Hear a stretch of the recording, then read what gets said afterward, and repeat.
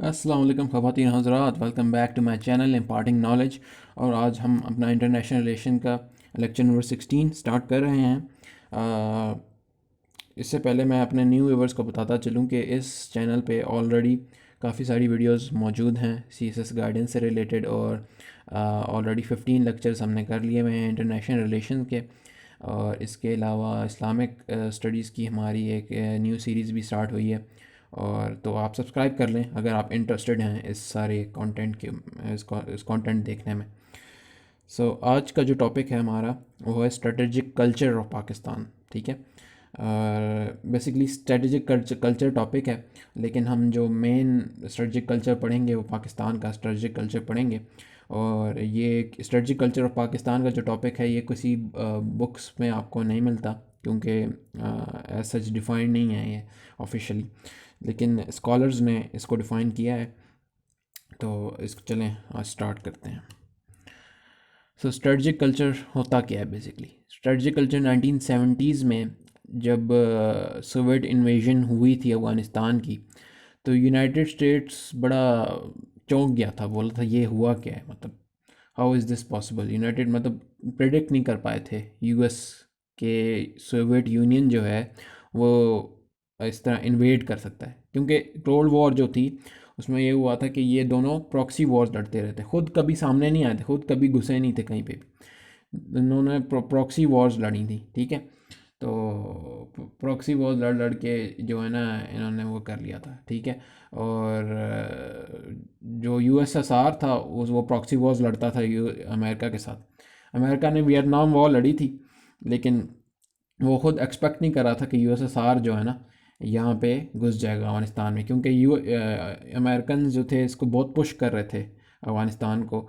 बहुत सारे government changes हो रही थी अफ़गानिस्तान में जो यूएसएसआर के पॉलिटिकली यूएसएसआर के ख़िलाफ़ थी। ठीक है, तो यूएसएसआर जो था तंग आके उसने इन्वेड कर दिया अफ़गानिस्तान। ठीक है, जब उसने इन्वेड किया तो फेल हो गए थे ये जो जो स्ट्रेटजीज थे अमेरिका के, क्योंकि प्रोजेक्ट नहीं पका। तो इसके फिर जो स्कॉलर्स थे हायर के, उन्होंने फिर देखा कि यार इसकी वजह यह है कि स्ट्रेटेजिक कल्चर जो है ना यूएसएसआर का वो डिफरेंट है अमेरिका से। अब स्ट्रेटेजिक कल्चर है क्या? स्ट्रेटजिक कल्चर होता है कि ये मैंने डेफिनेशन लिखी हुई है, लेकिन मैं आपको वैसे ही एक जनरल से बता देता हूँ कि बिलीफ्स एट्रीब्यूट्स जो हैं सारे, जो ऑन प्रैक्टिस जो वो करते हैं बिलीफ, सारी जो चीज़ें एक एलीट जो ग्रुप होता है ना कंट्री का, जो हेड करता है कंट्री को, जो लेके चल रहा होता है कंट्री को। ठीक है, ये प्रेसिडेंट हो सकता है, ये पूरा पूरा का पूरा पार्लियामेंट हो सकता है, मिलिट्री हो सकती है, जो भी आपका जो एलीट्स हैं जो मुल्क को चलाते हैं उनके बिलीव्स की बात हो रही है। ठीक है, उनके बिलीव्स, उनके उनका पॉइंट ऑफ व्यू, उनका जो वो देखते हैं, पूरी उनका जो परसेप्शन है दुनिया का। ठीक है, और ये ग्रेजुअली चेंज भी होता है टाइम और हिस्टोरिकल जो प्रोसेसेस या हिस्टोरिकल इवेंट्स जो हुए होते हैं उसकी बेसिस पे बना होता है कि हिस्ट्री में क्या क्या हुआ हुआ है मुल्क के साथ। ठीक है, तो उसका एक्सपीरियंस और ये सारी चीज़ें इसको शेप करती हैं।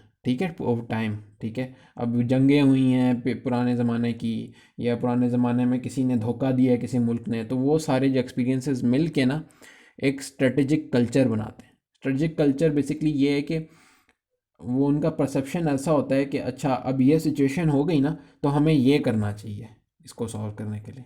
ठीक है, तो इसको कहते हैं स्ट्रेटेजिक कल्चर। ठीक है, तो ये जनरल डेफिनेशन है। और अब हम देखते हैं कि पाकिस्तान का स्ट्रेटजिक कल्चर क्या है। ठीक है, पाकिस्तान का जो स्ट्रेटजिक कल्चर है वो इस तरह डिफाइंड है कि collectivity of beliefs, norms, values, historical experiences of dominant elite in a polity that influences their understanding and interpretation if security issues and environment and shape their responses to these। ठीक है, मतलब जो भी security issue है, जो भी environment है उस कंट्री का, हम स्पेसिफिकली इधर पाकिस्तान की बात हो रही है, उसको किस तरह इंटरप्रेट करते हैं। ठीक है, और उस पर जो उसका एक्शन लेना होगा ना वो एक्शन क्या होगा। ठीक है, तो ये सारी चीज़ें उनके बिलीफ से, नॉर्म से, हिस्टोरिकल एक्सपीरियंस से मिल के बनी होती हैं। तो इसको कहते हैं स्ट्रेटजिक कल्चर। ये डेफिनेशन हसन अस्करी रिजवी एक स्कॉलर हैं पाकिस्तानी, बुक्स भी उनकी आती रहती हैं सीएसएस की, लेकिन मुझे तो पसंद नहीं है बहरहाल। लेकिन ये डेफिनेशन जो है ना, यही पाकिस्तान का स्ट्रेटजिक कल्चर इस तरह डिफ़ाइन किया हुआ है एक स्कॉलर ने, ठीक है। और है भी यही कि जो हमारी जो स्ट्रेटजी होगी डिफरेंट सिचुएशन में, वो हमारी किस बेसिस पे बनी हुई है, हमारे प्रीवियस हिस्टोरिकल एक्सपीरियंसेस के ऊपर, हमारे नॉर्म्स के ऊपर, हमारे बिलीव्स के ऊपर। हम मुसलमान हैं, हमारे नॉर्म्स क्या हैं, हमारा हिस्ट्री क्या रही हुई है, हमने इंडिया के साथ जंगें की हुई हैं, हमारा कश्मीर के ऊपर क्या चीज़ है। तो ये सारे इन चीज़ों से मिलके हमारा एक स्ट्रेटजिक कल्चर बना हुआ है, ठीक है। और उस स्ट्रेटजिक कल्चर के ऊपर हम फिर हमारा एक रिस्पॉन्स आता है। कोई भी सिचुएशन हो, कोई भी इशू हो इंटरनेशनल, हमारा उस पर एक रिस्पॉन्स आता है उसके ऊपर, ठीक है।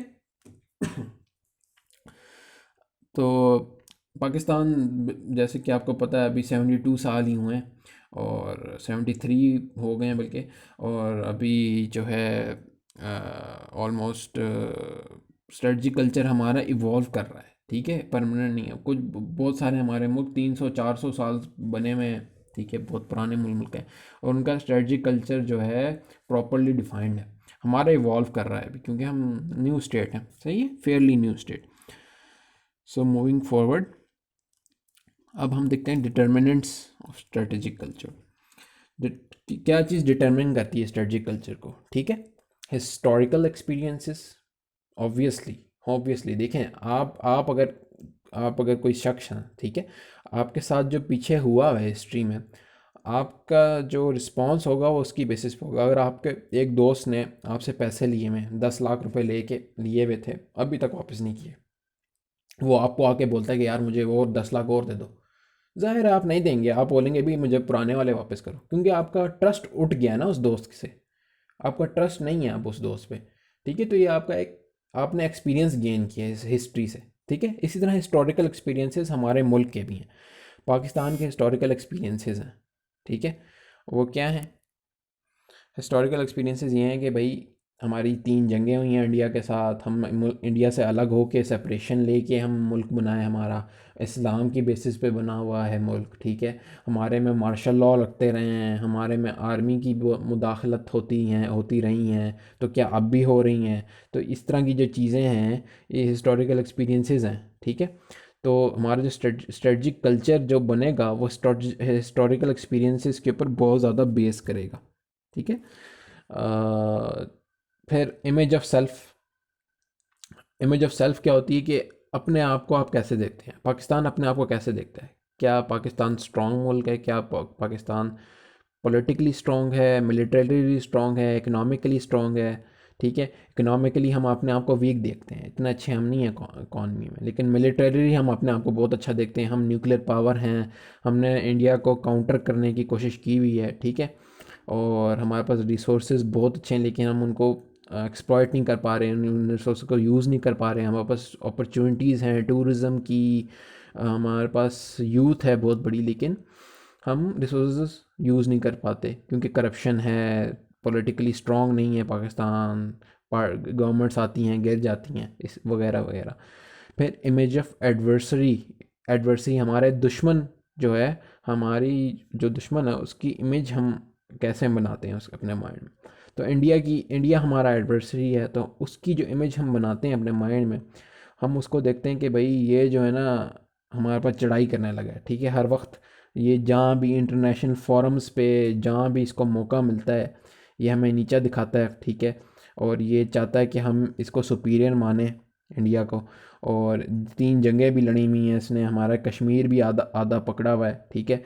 और फिर जो है ना ये टेररिज्म एक्टिविटीज़ कराता है बलूचिस्तान में, वगैरह वगैरह। ये सारी जो चीज़ें हैं, ये हमारा इमेज बनाता है हमारा एडवर्सरी का, ठीक है।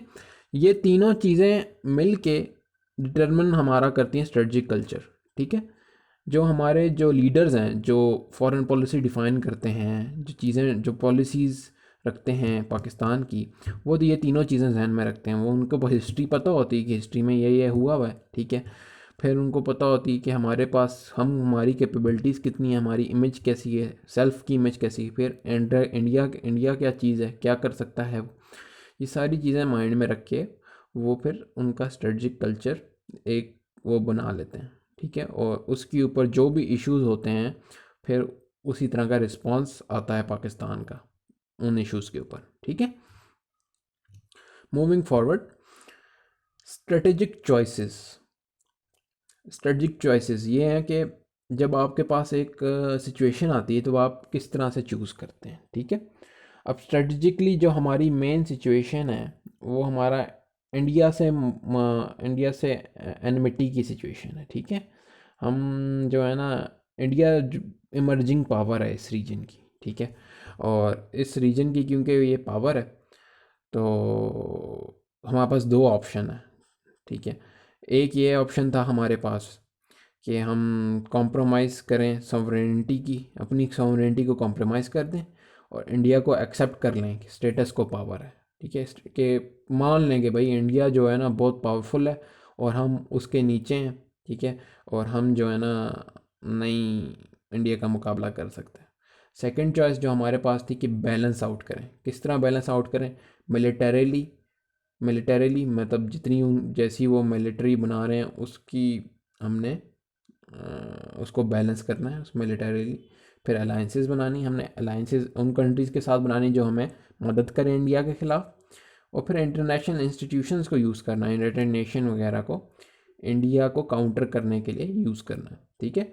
तो हमने हमने फिर कौन सा चूज़ किया?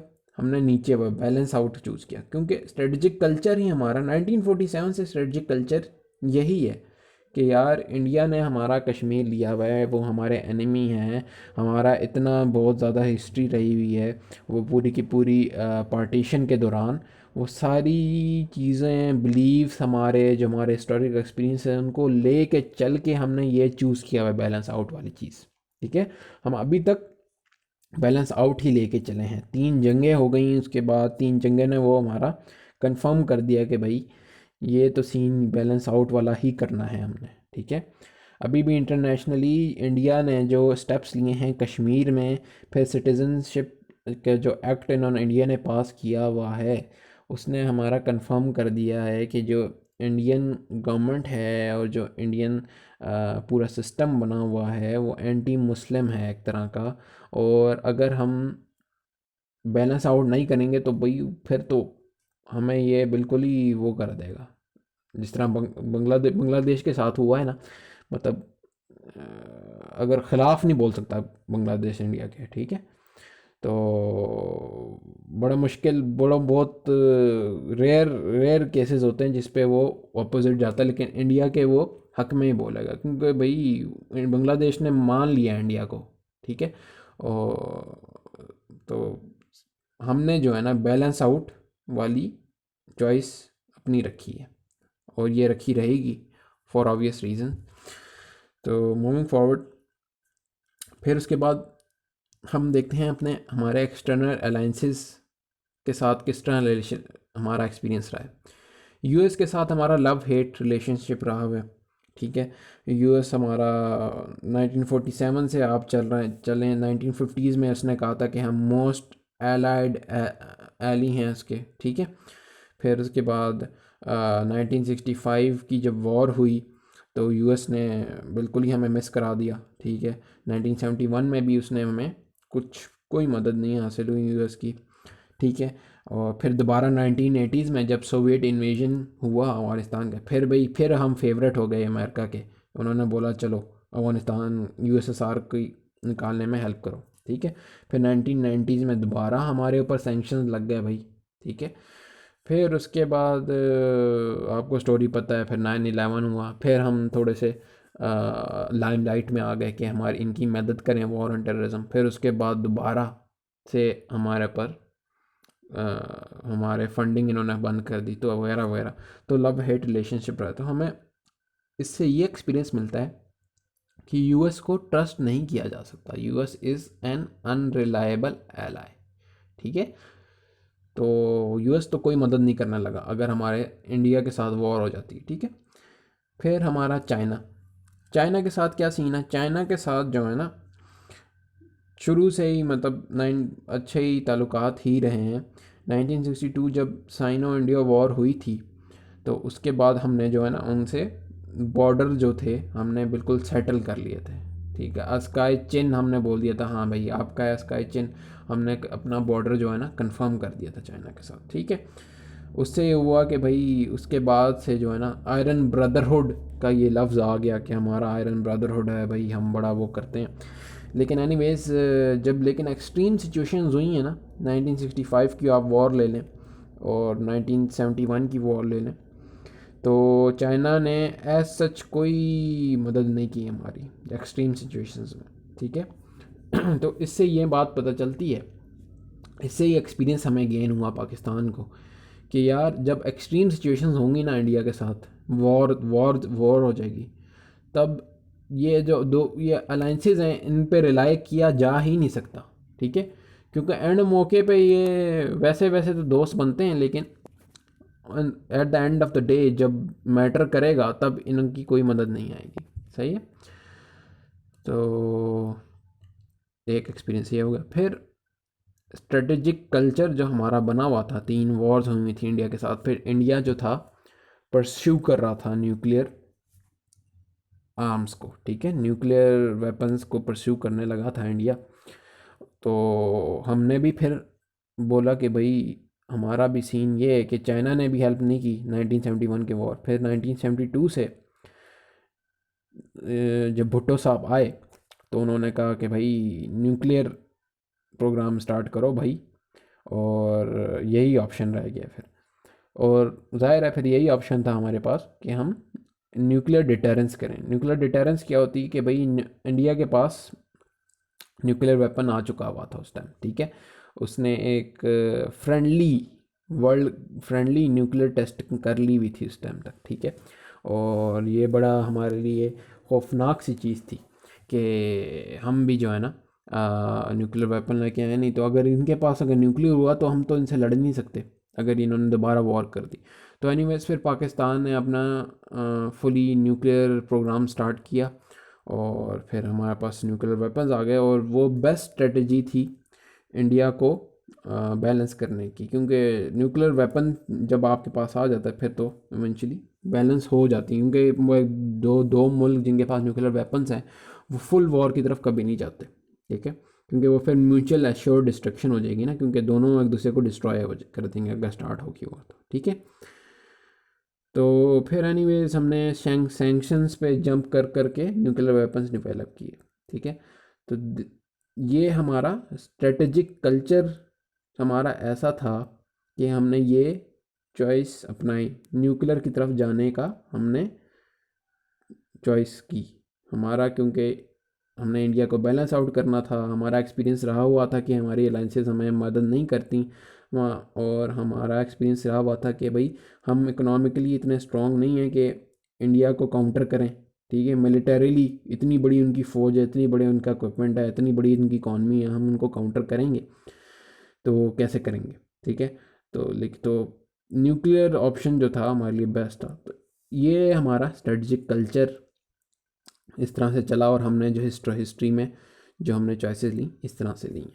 समझ आ रही होगी आपको। तो एनीवेज ये आज का लेक्चर इतना ही था, स्ट्रेटजी कल्चर ऑफ पाकिस्तान। और अगर कुछ आपको समझ नहीं आई है तो आप कमेंट्स में पूछ सकते हैं, और उम्मीद करूँगा कि वीडियोस जल्द आती रहें, लेकिन टाइम बड़ा मुश्किल से मिलता है। तो एनीवेज आप सब्सक्राइब कर लें अगर आप नहीं किया हुआ अभी तक, और लाइक करें, शेयर करें, सब्सक्राइब करें, और अपने दोस्तों को भी बताएं इस चैनल के बारे में ताकि वो भी फ़ायदा उठा सकें। ठीक है, और सीएसएस के एग्ज़ाम्स 2021 के जब आएंगे तो इंशाल्लाह मैं उसमें एमसीक्यू सीरीज़ की वीडियोस भी लगाऊंगा एक, तो वो भी आपको बहुत हेल्प करेंगी एग्ज़ाम्स के दौरान। ठीक है, तो anyways thank you very much and अल्लाह हाफिज़।